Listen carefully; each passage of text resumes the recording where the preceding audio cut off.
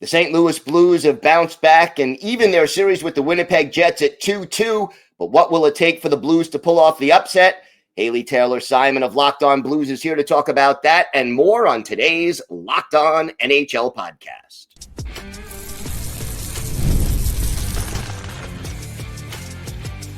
You're Locked On NHL, your daily podcast on the National Hockey League. Part of the Locked On Podcast Network, your team every day. Gil Martin here, and welcome everybody to the Monday episode of the Locked On NHL Podcast, part of the Locked On Podcast Network, your team every day. I want to thank everyone who makes Locked On NHL your first listen every day. Don't forget to subscribe on YouTube or wherever you listen to podcasts so you get new episodes as soon as they drop. This episode is brought to you by Amazon Fire TV Stick 4K. Turn any TV into your Xbox. No console needed. Head to Amazon.com/Fire TV Locked On to learn more. It is my pleasure to welcome back to the show the host of Locked On Blues, the very happy Haley Taylor-Simon. And going into the last couple of games down 2-0, did you expect the Blues had this comeback in them? Oh, 100%. I said on my Locked On Blues episode before heading into Game 3 that the Blues were going to win the next two at home. This reminds me a lot of 2019. For those that maybe don't recall, in 2019, the Blues played the Jets in the first round, and the Blues won the first two games, and then the Jets won the next two games. And with the series tied, the Blues were able to win the next two and win it in 6. So all along when I said Blues in 6, it was because even though they were down, I still felt like there was some magic in the air in St. Louis. So what was the biggest difference between the first two games and the second two games, besides location? Actually playing offense. That was a huge factor. Jordan Binnington looked great in the first two games, despite the fact that the Jets won. But those were games, even though Winnipeg did win by a couple goals in the one and then a one goal in the other game, where it's not like they had these blowout wins. And Binnington was really on his A game, but the defense looked lackadaisical. Offense, there was no offensive zone pressure put on by the Blues. And that was something that Coach Montgomery said that this team needed to change. And not only did the Blues put more offensive zone pressure on, Coach Montgomery also changed the lines. And on the first line, centering, you have Robert Thomas. And then on the left, initially, you had Snuggie. And on the right, you had Bucci. He switched them. And that makes a difference. And then we see Buchnevich get a hat trick in Game 3. And it just goes to show that sometimes switching things up and tweaking the lines, it does go a long way. Talk to me about Jake Neighbors, a 3-point game in Game 4, a goal and 2 helpers. What has he been contributing to the offense?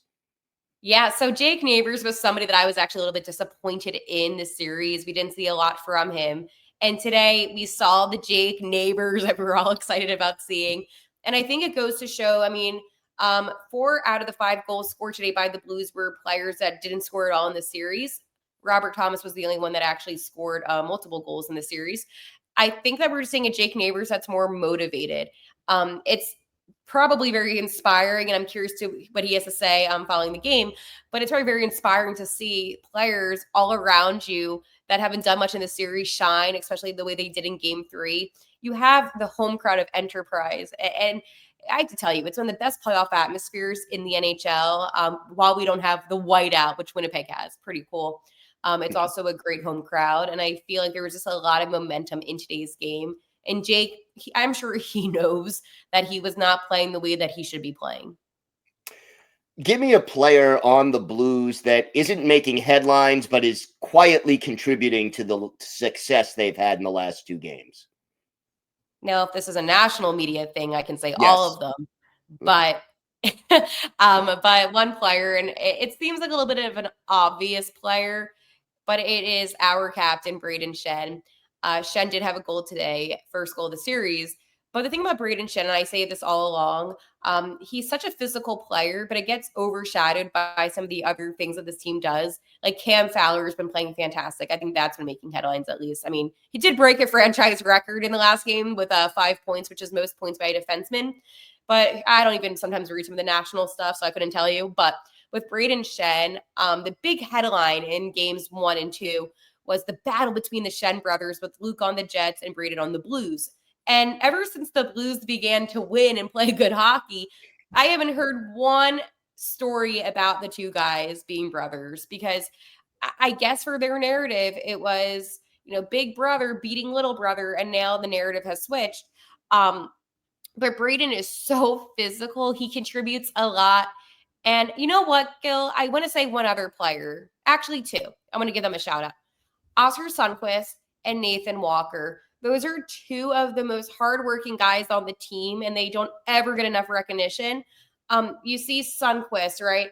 And I can even go back to games 1 and 2 when the Blues were losing and they were down. He will chase after every single puck and put his all in. And we saw that with today's game. I mean, he takes these hard hits, and he's not afraid to hit guys either, but he's such a physical player, and so is Nathan Walker. And I feel like I could go on rants about this, so I'm going to leave it at that. But they're just players that they're all in, and they deserve to have some more props. How important is Jordan Binnington and the fact that he's won a Stanley Cup to this team's confidence and their ultimate success? Oh, boy. Binnington is our guy. The Blues would not be in this position without him. You see, I'm a believer that Jordan Binnington is not done playing his best hockey. And a lot of people say, well, he's, in his low 30s. He's 31. So he's in his 30s now. His time's expiring. I don't see that at all. He has been rock solid. And the goal that was let in today, that Kyle Connor scored on the Jets yesterday, was not necessarily his fault. The net was a little bit open, and Colton Parayko was supposed to block it, but he didn't close his legs, so there was space between. But Binnington is so good. I can't even put into words how great he is. I mean, Winnipeg, they had 31 shot attempts and only one went in. So that just goes to show you, when the best point team in the NHL, because I still don't think they were the best team, but in points, best team, puts up 30 shot attempts on goal, and your goalie is able to save them, that just goes to show that Binnington is something special. I also will say this may sound like a hot take.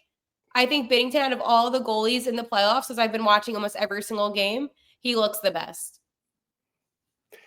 You guys managed to chase Connor Hellebuck, who is considered the best goalie by many in the NHL, favorite to win the Vezina Trophy. What does that do for the Blues' confidence, and how important is it as far as going forward in this series is concerned? Oh boy, it's been fun. It's funny. I'm cracking up because the fan base is so funny. They were chanting Connor, and then after he gets pulled for the second time now in the series, they kept on chanting, we want Connor back. I think it really goes to show that this team knows how to break Connor Hellebuck. And that was another thing I correctly predicted here in Locked On Blues as well. And this is something that I'm going to continue to talk about, because Connor Hellebuck is good, right? And I've watched a lot of hockey with the Jets this season. But the one tendency that I noticed when a couple goals go in past him, and they're kind of like fluky goals, some of the goals I feel like any goalie can see, if it goes in the 5-hole and it's just like a beautiful goal, you kind of can't stop that. But sometimes like those fluky ones where it bounces off like a body part, like what we saw today from Jake Neighbors, those kind of goals mess him up. And I watched a lot of tapes of him because I was doing my research, right? Gil, I had to be prepared on who the Blues were going up against. I feel like I'm a part of the team at this point. And that's why I locked on Blues when I said, hey, if the Blues are able to get a couple sneaky goals past him, goals that are going to frustrate him, he's done.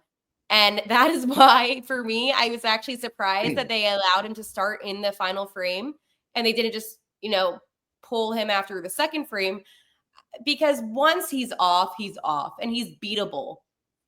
Jordan Binnington, on the other hand, what I will say is we've had games this season where Binnington was pulled. Obviously, Joel Hofer, I don't expect to see him start at all in this playoff series. But again, in the regular season, the goal is to get points and to win.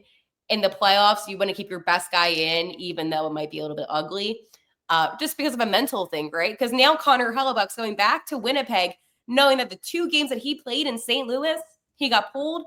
I can't even imagine how you recover from that mentally.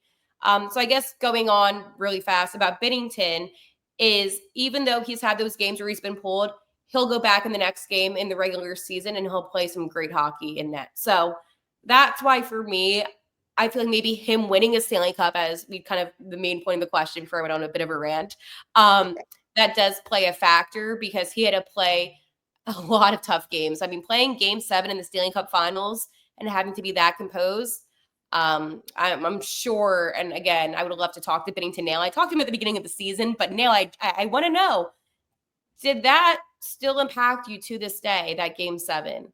Because for me, I look back at that game 7, I think that was the turning point for him when he went from being, just this great rookie to being the franchise guy. Well, it's a best of 3 series now. We'll see how this one plays out. Haley, why don't you tell our viewers and our listeners where they could find the podcast and where they could find you on social media? Yeah, absolutely. So you can find the podcast here on YouTube at Locked On Blues. I post every single day with the playoffs, and especially when the Blues are alive. So you can make sure to check that out on Twitter at Locked On Blues. I now live tweet during every single playoff game. Even though, and I have to say, these late night puck drops are brutal to me, but I set an alarm for every 15 minutes. So even when I'm falling asleep, I get back up again. But the Blues have been awesome. It's been fun on my own Twitter at Haley T. Simon, but I would follow the Locked On Blues account because that's the only account that I'm logged into these days. All right, Haley, thank you so much. I'm excited, Gil. This is I good. love it. I love it. Today's episode is brought to you by Monarch Money. Ever check your bank account and wonder, where did all my money go? Between dining out, online shopping, and entertainment, it's easy to lose track. That's where Monarch Money comes in, your personal CFO, giving you full visibility and control over your finances. Monarch Money isn't just a budgeting app, it's a complete financial command center. You could track all your accounts, investments, and spending in one place, so you stop just managing your money and start building wealth. When I started using Monarch, I realized just how much I was spending on food delivery. Now I budget smarter and save more. Instead of juggling multiple apps, you can use Monarch to check your finances, track spending, and even plan long-term goals. Take control of your finances with Monarch Money. Use code LOCKEDONNHL at monarchmoney.com for 50% off your first year. That's monarchmoney.com, code LOCKEDONNHL for half off your first year.